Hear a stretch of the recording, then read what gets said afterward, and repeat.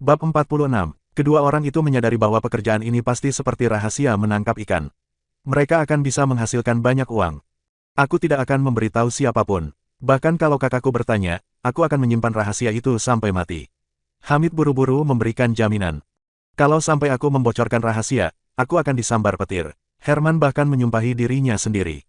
Hanya dengan sebuah rahasia menangkap ikan, Wira bisa menghidupi begitu banyak orang di desa ini, jadi pastinya rahasia ini tidak akan sederhana.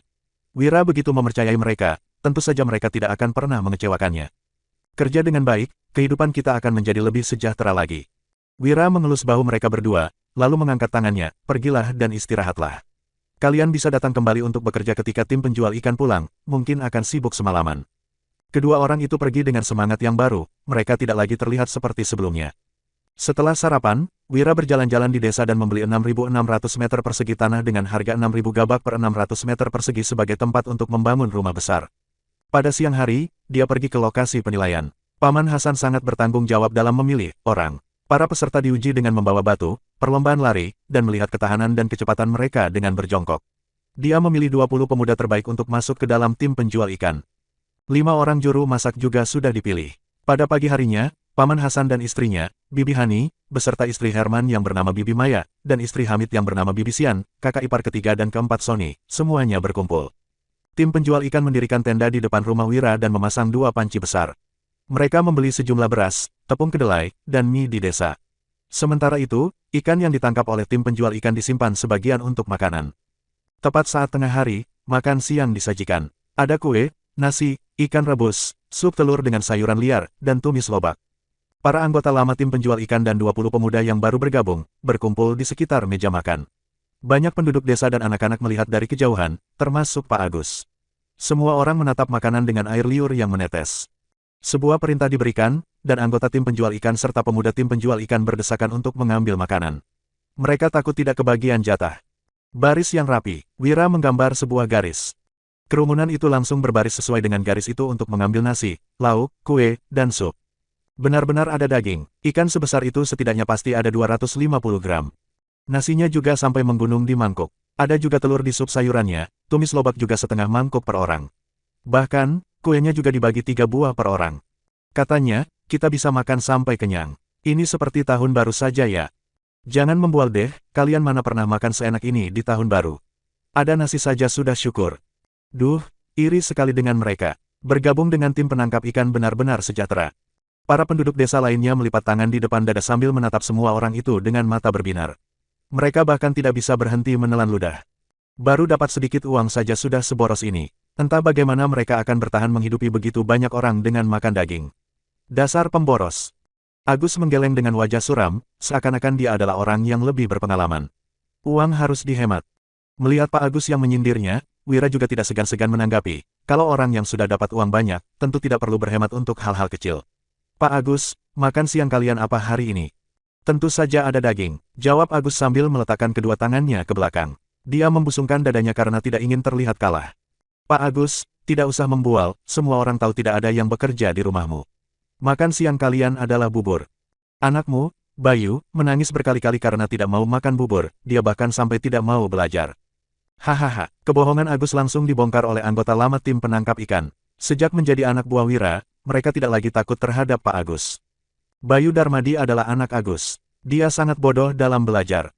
Omong kosong kalian, rumahku seluas itu, mana mungkin makan siangku cuma bubur. Aku mau pulang untuk makan daging sekarang. Siang ini, makan siang kami adalah ayam rebus. Rasanya jauh lebih enak dari ikan. Seru Agus dengan wajah memerah, lalu dia berbalik dan berjalan pulang. Ada juga beberapa anak kecil yang menangis merengek kepada orang tua mereka karena ingin makan ikan dan kue. Wira membagikan beberapa potong kue kepada anak-anak.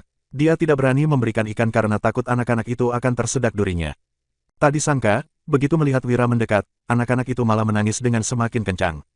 Dulu, dia adalah seorang pecundang. Namun, bagi mereka, sekarang Wira adalah orang yang lebih kejam daripada budi. Wira tidak tahu harus bagaimana bereaksi. Dia terpaksa menyuruh Wulan untuk membagikan kue, barulah anak-anak itu berani mengambilnya. Kini, Wira baru benar-benar menyaksikan betapa mengerikannya nafsu makan penduduk desa yang miskin. Mereka sanggup memakan 3 mangkuk nasi, 5 potong kue, setengah mangkuk tumis lobak, dan meminum 3 mangkuk sup sayuran liar. Daging ikan juga disantap hingga tak bersisa sama sekali. Begitu pula dengan 5 orang koki itu.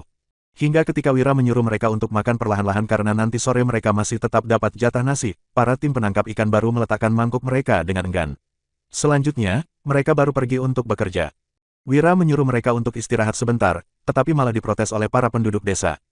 Istirahat apanya? Kalau sudah kenyang, mereka sudah seharusnya mulai bekerja. Mereka bukan pejabat tinggi, jadi tidak ada alasan untuk bersikap manja. Pada sore harinya, tim penjual ikan kembali dengan 2 kereta yang penuh masuk ke halaman Wira. Herman dan Hamid juga datang, mereka melihat barang-barang yang sangat berbeda di kereta dan tidak dapat membayangkan rencana apa yang dimiliki Wira. Bab 47. Pagi makan ikan, sore makan telur, bahkan Bupati pun tidak bisa makan semewah ini.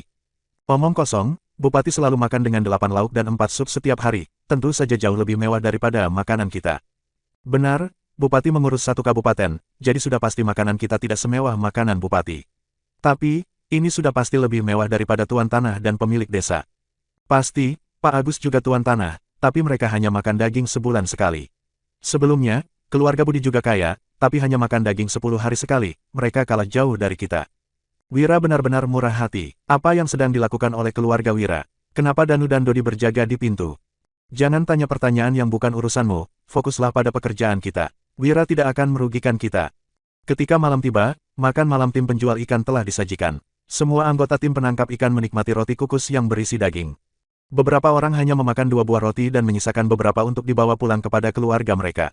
Bahkan saat tahun baru pun mereka belum tentu bisa makan roti isi daging seperti ini.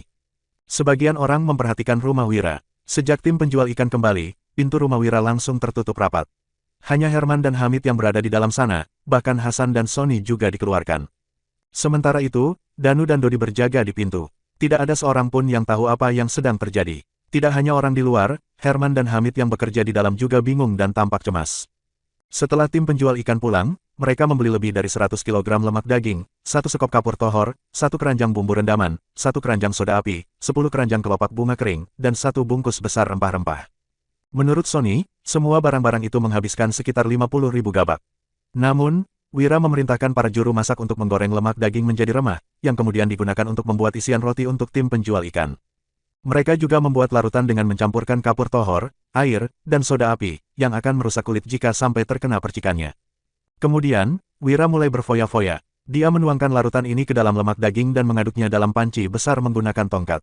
Larutan ini akan membakar kulit jika sampai terkena percikannya. Namun, Wira malah mencampurnya dengan minyak daging. Herman dan Hamid sangat khawatir dan merasa sedih. Benar-benar mubazir. Di desa, lemak daging adalah benda berharga. Semua orang bahkan tidak tega memakannya. Melihat lemak daging yang dicampur dengan larutan itu, hati Herman dan Hamid seakan-akan meneteskan darah. Saat mereka mengaduk dengan kayu, aroma lemak daging semakin memudar, dan kedua orang itu meneteskan air mata. Tidak bisa dimakan lagi, semua lemak daging ini sudah hancur. Mereka pasti akan dihukum Tuhan karena telah menyia-nyiakan lemak daging ini. Hanya saja, karena Wira telah memberi perintah, mereka tetap harus melakukannya meskipun hati mereka tidak rela. Setelah panci besi mendidih, api mulai dikecilkan dan kedua orang itu terus mengaduk semalaman. Ketika fajar tiba, mereka menuangkan air rendaman dari rempah-rempah ke dalam panci dan terus merebusnya. Tak lama kemudian, adonan dalam panci terbagi menjadi 3 lapisan. Sesuai dengan instruksi Wira, mereka mengambil adonan bagian atas dan mencampurnya dengan bubuk bunga kering dan rempah-rempah, kemudian memadatkannya dalam kotak kayu. Mereka juga mengambil adonan tengah, mencampurnya dengan sumbu lampu, dan memadatkannya dalam cetakan lilin. Hingga akhirnya, mereka memasukkan limbah dasar panci ke dalam tong. Ketika fajar menyingsing, Wira mendorong pintu dan meregangkan tubuhnya dengan malas. Dia bertanya, "Sudah selesai?" Herman menjawab dengan sedih, "Sudah." Hamid hanya menunduk terdiam. 5 kilogram lemak daging dan rempah-rempah habis semua. Melihat kedua orang tersebut hampir menangis. Wira terkejut dan bertanya, "Paman Herman, Paman Hamid, apa yang terjadi? Kalian terlihat begitu sedih, apakah kalian kedinginan semalam?" Tidak, keduanya memaksakan senyum. Barang-barang itu milik Wira, mereka hanya sebagai pembantu yang digaji 3.000 gabak per bulan. Jika Wira ingin membuang barang-barang bagus, mereka juga tidak punya pilihan. Kerja bagus. Wira mengambil sepotong sabun dan menciumnya, lalu mengambil sebatang lilin untuk memeriksanya. Pada akhirnya, dia berjalan menuju tong yang berisi cairan limbah. Pembuatan sabun melibatkan proses saponifikasi. Benda yang paling berharga di dalamnya bukanlah sabun atau lilin, tetapi limbah cair tersebut. Limbah cair tersebut mengandung gliserin, yang bisa dimurnikan dan digunakan untuk membuat bahan peledak, arak buah, kaca, penyamakan kulit, dan masih banyak kegunaan lainnya. Bab 48. Namun, dibutuhkan peralatan untuk melakukan pemurnian. Sayang, ini sabun, ya. Wulan keluar dari dalam rumah. Dia terkejut saat mencium wangi sabun di tangan Wira dan berkata, wanginya harum sekali. Apa gunanya wangi? Tidak bisa dimakan. Herman dan Hamid menundukkan kepala, merasa bersalah karena telah menyia-nyiakan barang-barang tersebut. Wira tersenyum dan berkata, sabun ini lebih bersih daripada produk pembersih lainnya. Di zaman ini, juga terdapat beberapa produk pembersih, yaitu biji luva dan akar soawat. Biji luva digunakan oleh rakyat jelata untuk mencuci pakaian. Akar soawat adalah bahan mewah yang digunakan oleh orang kaya. Ah, benar juga, lebih bersih daripada biji luva dan akar soawat. Wulan mencoba mencuci tangannya, lalu memperlihatkannya pada Wira. Tanganmu sendiri sudah putih, tidak ada perbedaan yang signifikan. Wira meraih tangan putih Wulan dan menggelitik telapak tangannya. Masih ada orang lain di sini. Setelah memelotot kepada suaminya sekilas, Wulan menundukkan kepalanya. Dia tidak rela menarik tangannya kembali. Melihat suasana hati Herman dan Hamid yang sedih, Wira tersenyum sambil berkata, Paman Herman, Paman Hamid, kalian coba cuci tangan pakai sabun ini. Lihat bagaimana efeknya. Orang pedesaan seperti mereka ini biasanya hanya mencuci tangan dengan lap kering. Ditambah dengan pekerjaan mereka sehari-hari yang berat, tangan mereka tampak berdebu dan hitam. Begitu pula dengan Herman dan Hamid. Kedua orang itu mengambil sabunnya dan meniru cara Wulan untuk menggosok tangan mereka dengan sabun. Dalam sekejap, debu-debu di tangan mereka mulai terangkat. Air di dalam baskom juga menjadi hitam. Wah, kotorannya benar-benar terangkat. Herman mengangkat kedua tangannya yang bersih dengan wajah tidak percaya. Dia tidak mengerti mengapa dengan menggabungkan dan memasak sejumlah bahan yang tidak bisa digunakan untuk mencuci itu bisa membersihkan noda kotor. Kak Wira, apa kamu mau menjual sabun cuci tangan ini? Hamid lebih pintar. Melihat tangannya yang bersih, dia langsung mengerti maksud Wira. Benar sekali. Wira mengangguk dan melanjutkan, mulai hari ini, dibentuk tim pembuat sabun. Paman Herman sebagai ketua, Paman Hamid sebagai wakil ketua, dan kalian harus merekrut 10 orang lagi. Prosedur pembuatannya akan dipisah-pisah, kualifikasinya harus orang yang bisa dipercaya. Fasilitasnya sama seperti tim penangkap ikan. Gajinya 1000 gabak per bulan dan akan dibagikan di akhir bulan. Makan 3 kali sehari di kantin dan ada jatah daging 250 gram per hari. Akhirnya aku jadi ketua juga, seru Herman dengan kegirangan. Menjadi ketua tim di bawah Wira, bahkan lebih berpengaruh daripada kepala suku di desa. Kakaknya adalah ketua tim, sedangkan Danu dan Dodi adalah wakilnya. Sekarang, dia dan Hamid juga sudah menjadi ketua dan wakil. Dengan adanya 5 ketua tim dalam satu keluarga, ini adalah kebanggaan bagi keluarga mereka.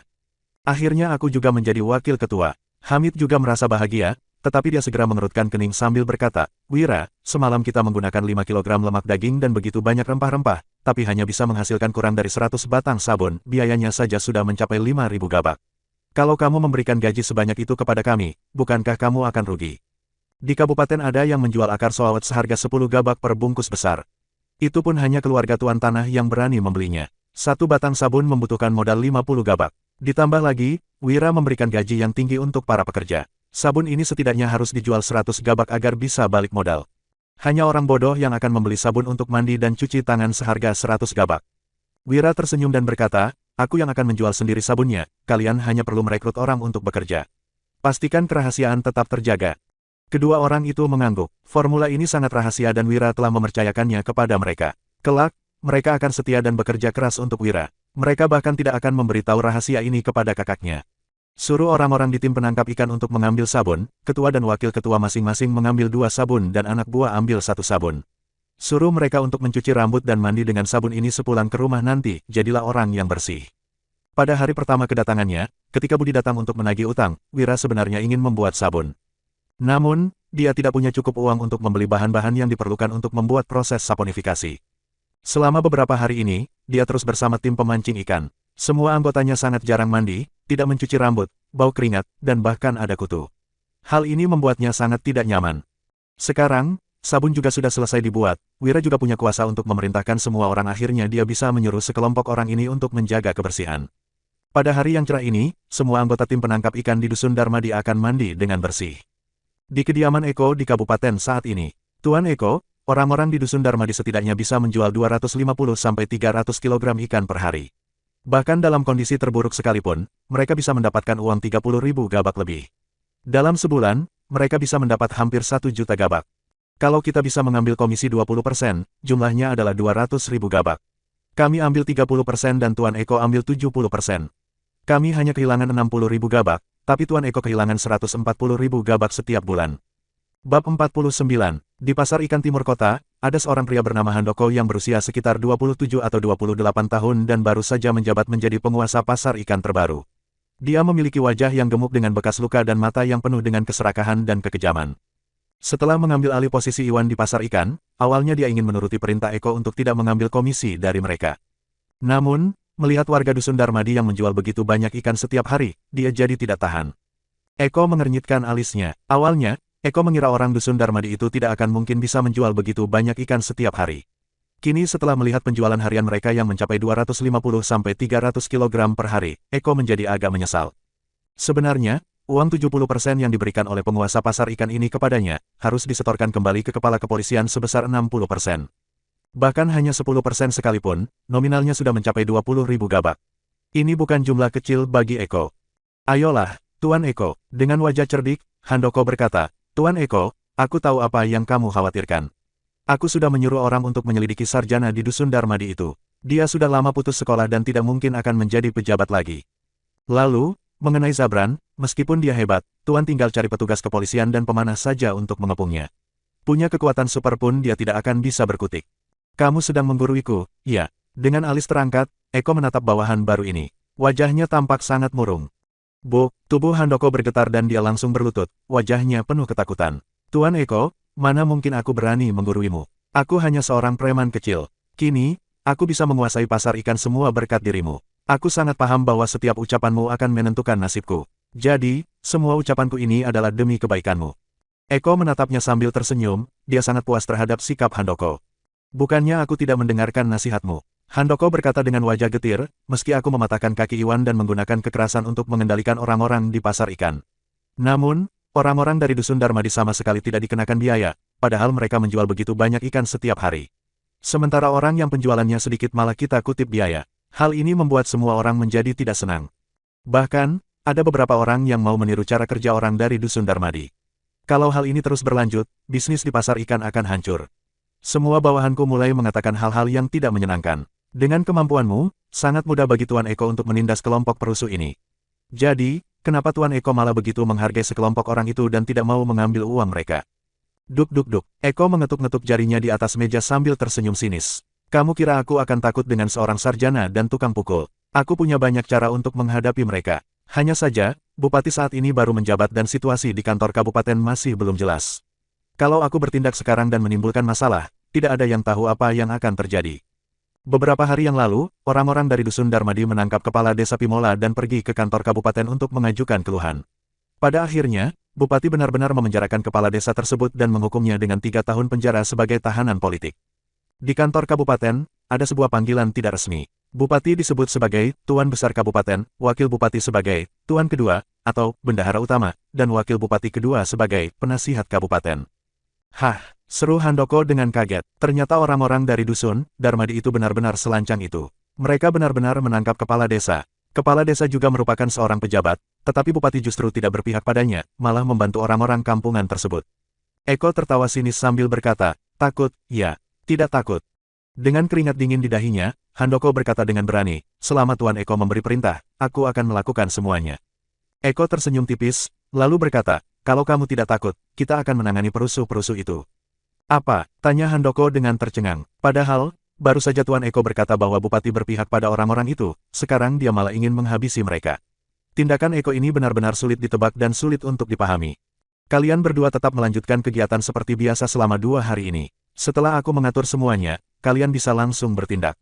Raut wajah Eko sangat sulit ditebak. Baiklah, setelah itu, Eko pun menangkupkan tinjunya untuk memberi hormat dan pergi, dalam hatinya merasa antusias, sekaligus takut. Jika mereka bisa mengendalikan orang-orang dari dusun Darmadi tidak akan ada lagi orang yang berani melawan mereka di pasar ikan. Namun, ucapan Eko membuatnya tidak mengerti, Bupati berpihak pada orang-orang itu tapi Tuan Eko malah mau menghabisi mereka. Eko menghela napas dengan pelan sambil bergumam, uang bisa memengaruhi isi hati seseorang. Dari 70% biaya yang dikutipnya, sebenarnya Eko hanya mendapat 10%, sisanya diberikan kepada Pak Rangga meskipun uang 20.000 gabak per bulan itu sangat menggiurkan baginya. Eko berencana untuk mengamati situasinya terlebih dulu, sementara itu, mengingat uang senilai 120.000 gabak dari 60% biaya yang dikutip, Pak Rangga tidak sabar untuk turun tangan. Bab 50. Tim pembuat sabun telah bertambah menjadi 10 orang. Mereka menggunakan 3 panci besar sekaligus dan meningkatkan produksi dari 100 potong sabun per hari menjadi 300 potong. Produksi lilin juga telah mencapai 300 batang dalam sehari, tetapi Wira tidak berniat menjualnya. Lampu minyak menghasilkan banyak asap yang dapat merusak mata, sedangkan lilin menghasilkan asap yang sedikit dan cahayanya terang. Wira memberikan sejumlah sabun dan lilin kepada anggota tim penangkap ikan sebagai tunjangan.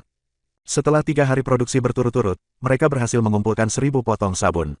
Pada saat ini, Wira baru berangkat ke kabupaten.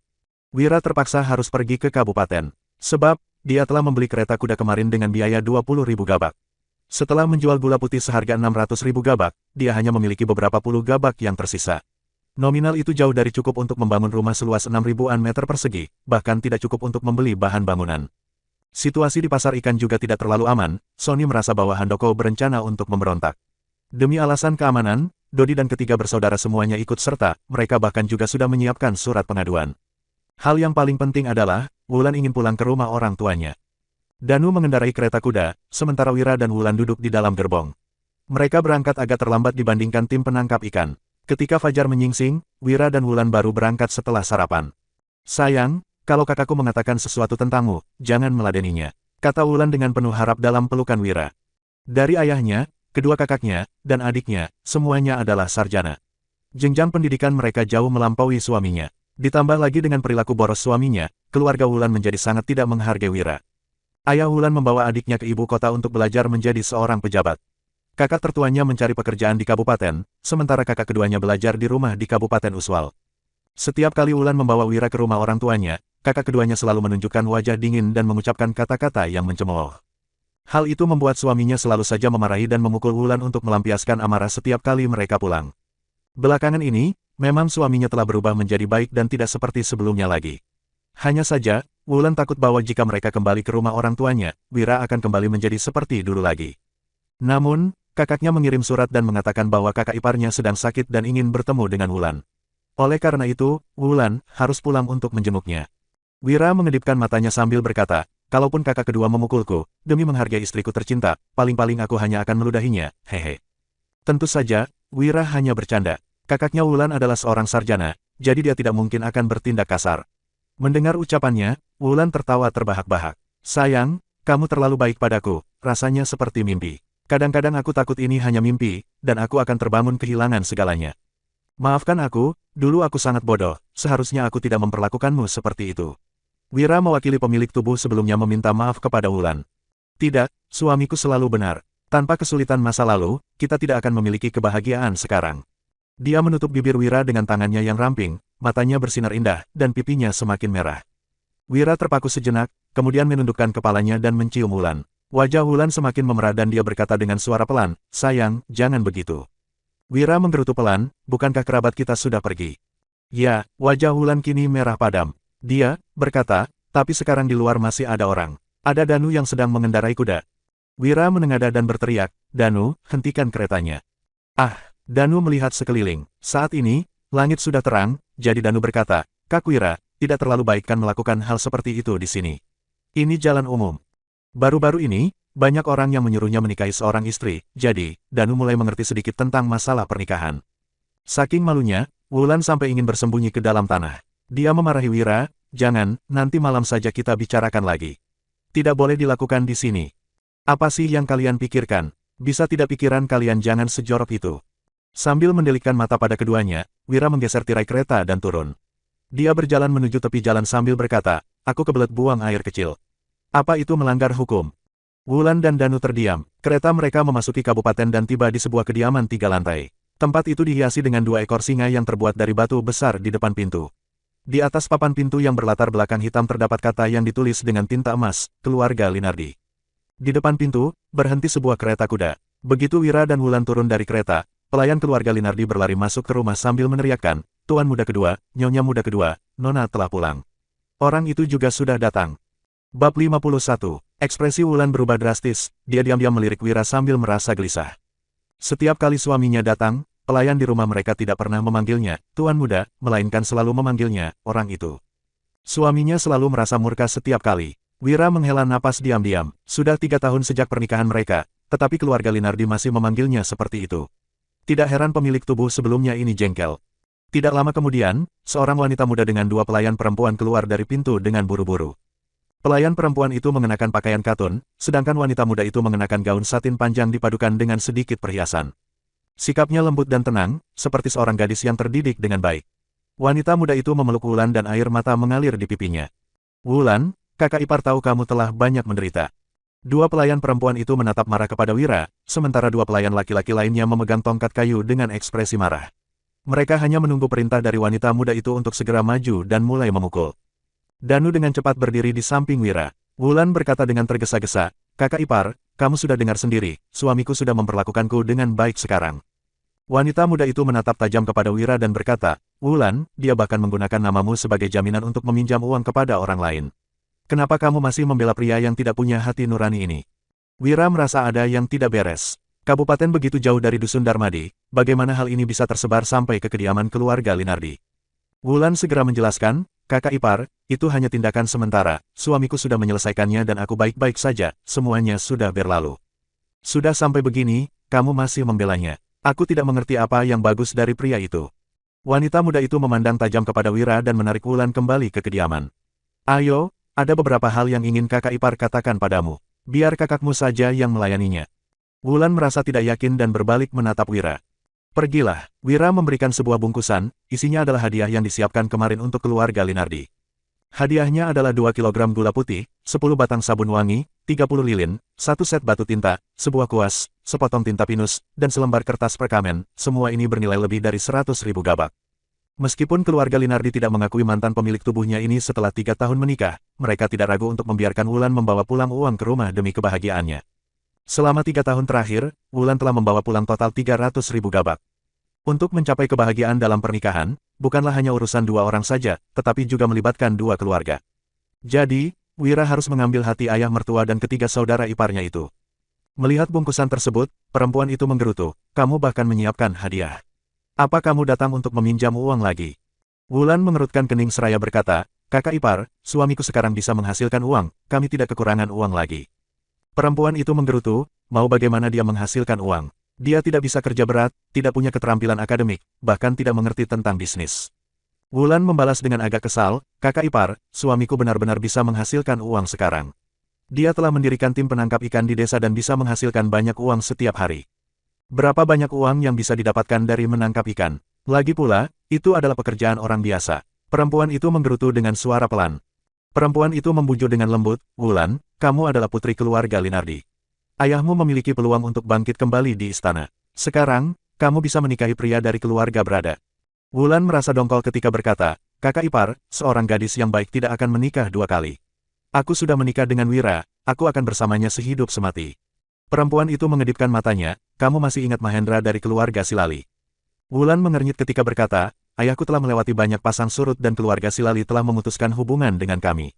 Kenapa kamu menyebut orang dari keluarga Silali lagi? Bukankah kita tidak lagi berhubungan dengan mereka? Mengenai Mahendra, dulu aku memang pernah bertemu dengannya beberapa kali karena hubungan keluarga kita sangat baik, tapi, dia itu orang licik dan aku tidak punya perasaan baik terhadapnya, apalagi berniat lain. Perempuan itu tersenyum tipis. Tapi, baru-baru ini, Mahendra datang ke rumah dan dia mengungkit namamu ketika berbicara dengan kakakmu.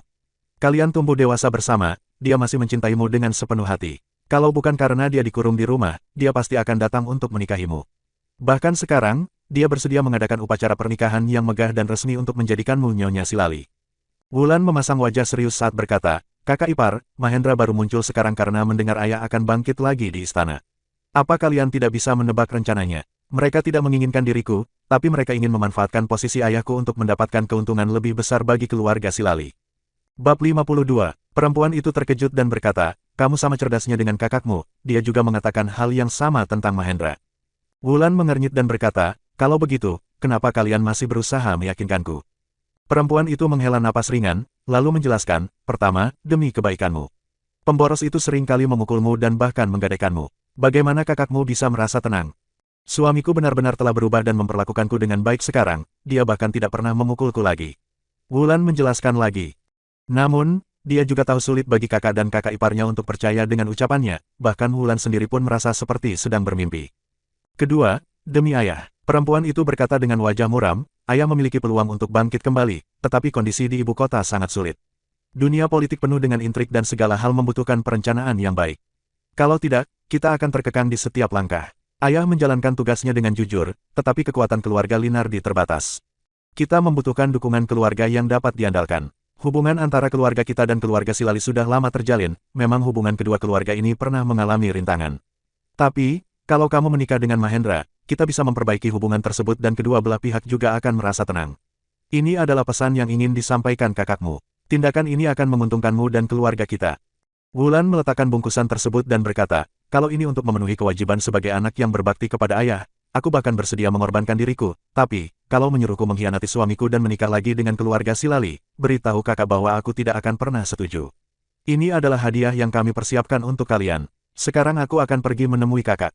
Kakaknya tidak tega menegur Wulan, biasanya pesan yang sulit disampaikan selalu diberitahukan melalui kakak iparnya.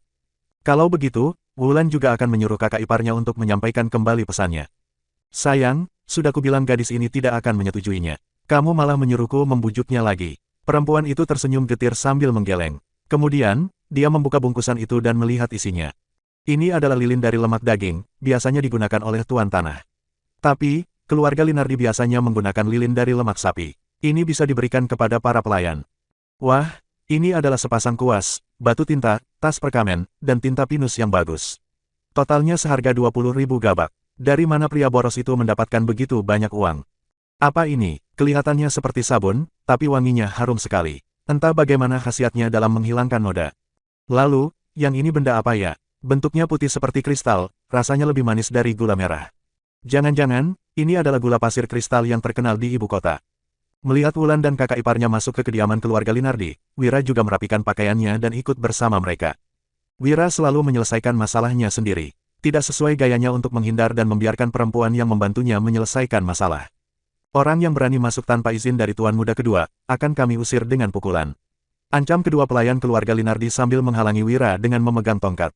Danu tidak tahan lagi. Sebenarnya, dia bisa saja menjatuhkan kedua pelayan itu dengan mudah, namun, ini adalah rumah ayah mertua Wira. Apa jadinya kalau mereka memaksa masuk dengan kekerasan?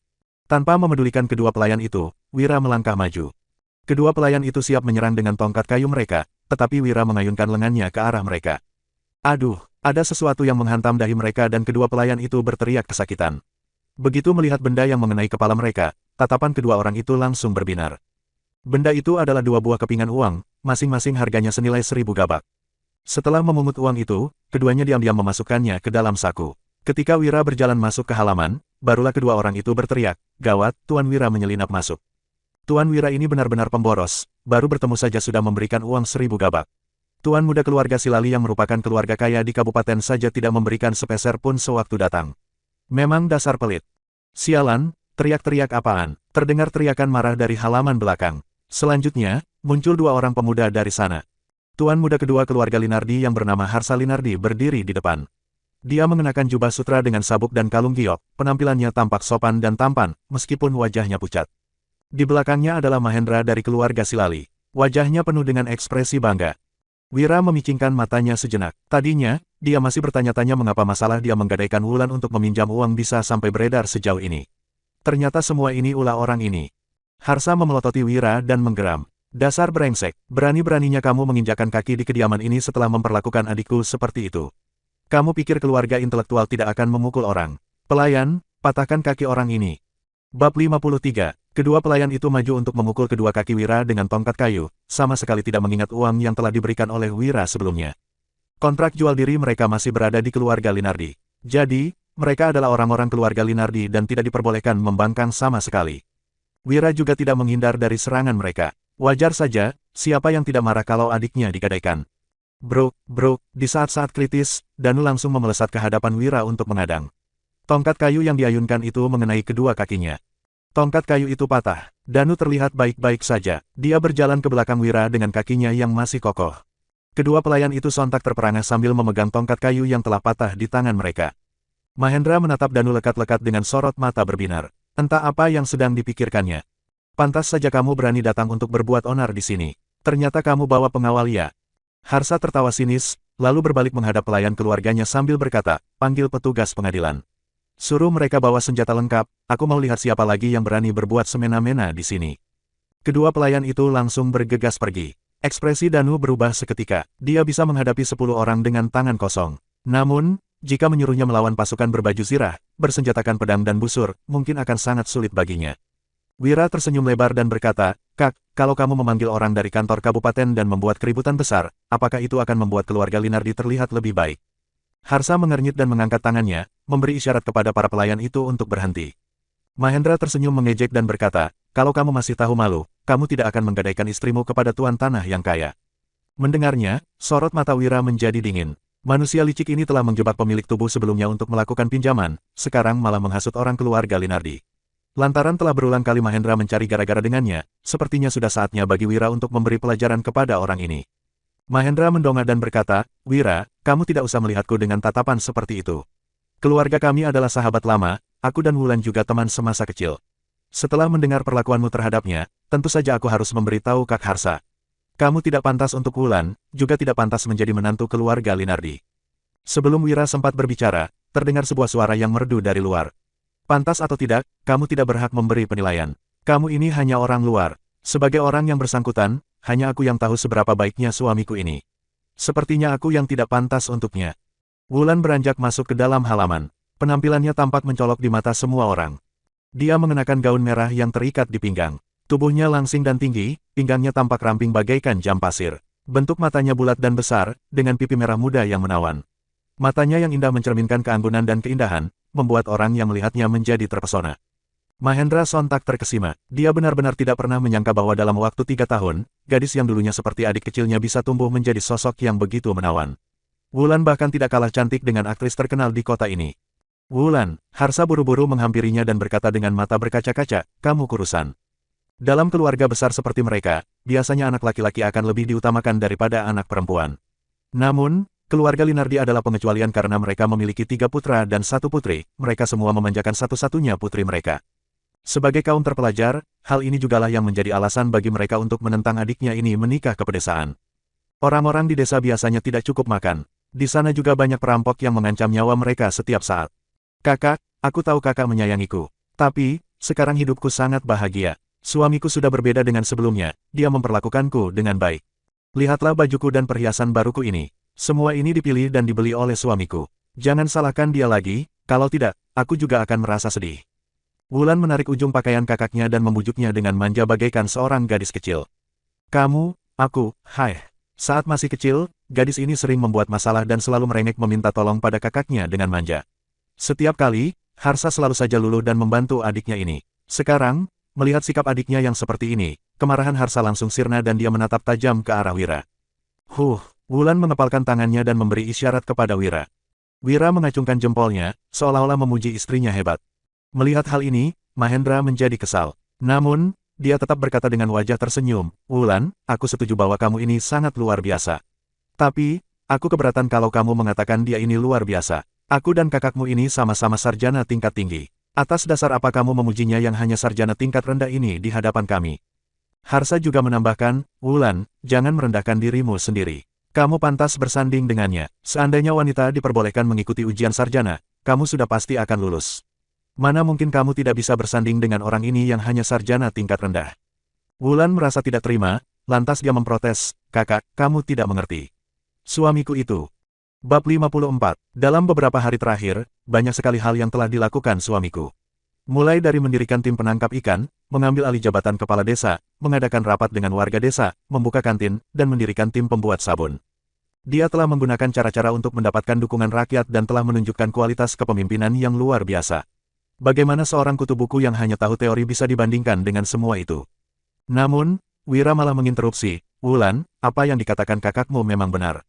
Mereka semua lebih unggul daripada aku. Aku hanya seorang pelajar desa yang kecil, tidak bisa dibandingkan dengan mereka. Mahendra dengan bangga mengangkat kepalanya, Dik Wulan, lihatlah, untung saja dia tahu diri. Sudah belajar selama ini kamu masih belum mengerti arti, lapang dada. Wulan berkata dengan wajah serius, selain itu, tolong panggil namaku, jangan lagi memanggilku, adik, kita tidak sedekat itu. Wajah Mahendra memerah, lalu menjadi pucat.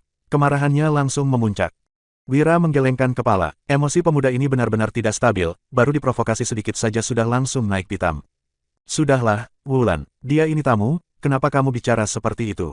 Kemudian, Harsa membujuk dengan suara lirih, cari kakak iparmu, minta dapur untuk membuat makanan kesukaanmu.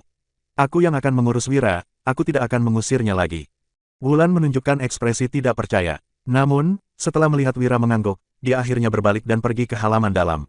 Melihat ekspresi adik perempuannya, Harsa memperhatikan Wira dengan heran. Setelah tidak bertemu selama setengah tahun, pecundang ini seolah-olah telah berubah menjadi orang lain, dia tidak lagi merasa rendah diri di hadapan Harsa.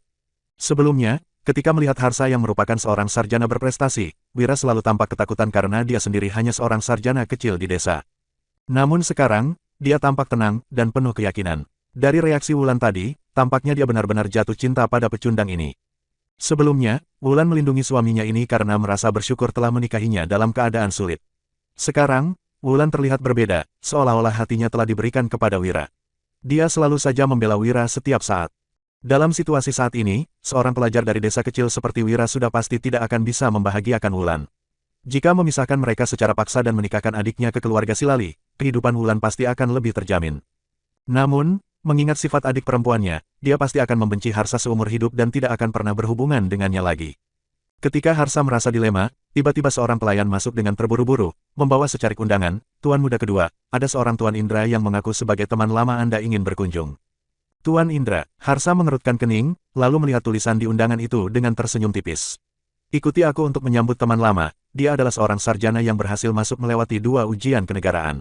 Kalau kalian bisa mendapatkan petunjuk darinya, kemampuan belajar kalian pasti akan melonjak. Mahendra terkejut, sarjana yang berhasil lulus dalam 2 ujian. Ada 3 kategori sarjana, yaitu juara pertama, juara kedua, dan juara ketiga dalam ujian negara. Ada 30 orang sarjana yang berhasil masuk dalam ujian kedua, dan 300 orang sarjana yang berhasil masuk dalam ujian ketiga. Orang yang berhasil masuk dalam ujian kedua adalah orang yang memiliki bakat dan keahlian dalam politik.